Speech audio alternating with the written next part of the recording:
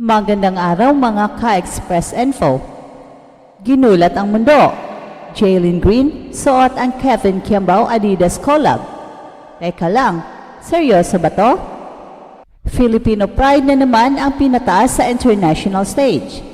Mga ka-AI, kung fan kayo ng basketball, lalo na ng mga Pinoy players, hindi mo dapat palampasin to. Kaya tapusin mo tong video na to and don't forget to like and subscribe at i-on ang notification bell para lagi kayong updated sa mga eksenang ginulat ang mundo. Dito sa Express Info, bawat kwento, ginulat ang mundo. So eto na nga, sa isang napaka-espesyal na gabi sa Houston, sa mismong Filipino Heritage Night ng Houston Rockets, isang pasabog ang nangyari. Si Jalen Green, yes, yung ating half Pinoy na star player ng Rockets, ay nakita na suot ang isang unreleased Player Edition Adidas shoe na dedicated kay Kevin Kiambao. At ang sapatos na to, Adizero Select 3.0. Pero hindi basta-bastang version to. Itong particular na edition ay designed by none other than Kicks, ang world-renowned Filipino toy and sneaker artist.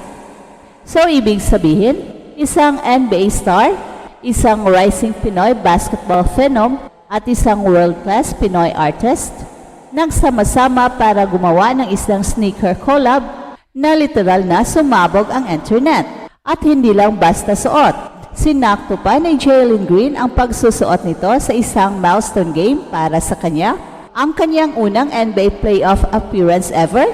So grabe, di ba? At sa kanyang IG story, pinakita niya ang artwork ng inner sole ng sneaker at may portrait ni Kevin Kiambao, may mga signature bold lines ni Kicks at may Philippine flag emoji pa sa caption, "Some hits for tonight PH." So ang tanong ko, kung ikaw ay nasa crowd nun, anong mararamdaman mo na makita si Jalen Green na suot yung sapatos na yan? I-comment nyo lang sa baba para ating malaman. At tingnan natin ng mas malapitan ang sapatos. Upper, muted pink to dusty rose. Accents, bright white to sunset yellow-orange. Heel area, may KQ symbol at Kicks logo. Vibe, modern, Filipino, at sobrang clean tingnan. Well, hindi lang siya pang laro, pang collection din. Kung sneakerhead ka, alam mo pang gray list itong pair na to. At kung baller ka naman, representado ka in style. Sa social media, hindi rin napipigilan mag-react ni na Kevin Kiambao at Kicks. Sabi ni Kicks sa IG, "Honored to see our future KQ Adizero Select 3.0 worn by Jalen Green today. Congratulations Kevin Kiambao and Adidas Pilipinas dropping in the near future."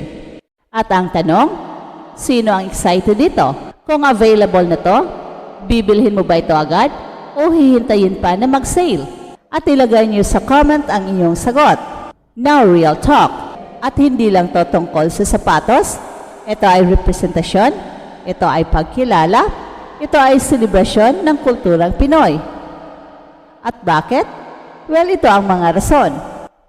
Number 1, Filipino representation sa basketball. Panahon na para kilalanin ang talent ng mga Pinoy sa global stage. Si Jalen Green, isa sa mga mukha ng bagong NBA. Si Kevin Kiambao, isa sa pinaka-promising na atleta sa bansa ngayon. At ngayon, ang kwento nila ay literal na naka-emboss sa isang sapatos. So isipin nyo to, NBA player, suot ang sapatos, na design para sa isang Pinoy player, gawa ng isang Pinoy artist. This is a first, and this is big. And number 2, cultural identity through fashion. Well, alam natin sa panahon ngayon, ang sapatos ay hindi lang basta sapatos. Statement na yan. Story na yan. Proud ka na Pinoy ka. Dala mo pa ang kwento mo sa bawat hakbang. Ang KQ Adizero ay hindi lang performance shoe. Ito ay reminder ng roots, ng pinanggalingan at ng pangarap na pwedeng abutin ng kahit sinong batang Pinoy. Kaya ang tanong ko, kung ikaw ay bibigyan ng chance to collaborate with Adidas, anong Pinoy story ang gusto mong i-feature sa design mo? Comment mo sa baba, gusto naming marinig. And we have number 3. Boost sa confidence ng Filipino ballers at fans. Well, hindi mo na kailangang pumunta ng NBA para maramdaman mong party ka ng global basketball scene. Sa sapatos pa lang, kasama ka na sa kwento. Sa design pa lang, kasali ka na sa movement. At sa bawat comment at support mo, party ka na ng pag-angat ng Pinoy athletes.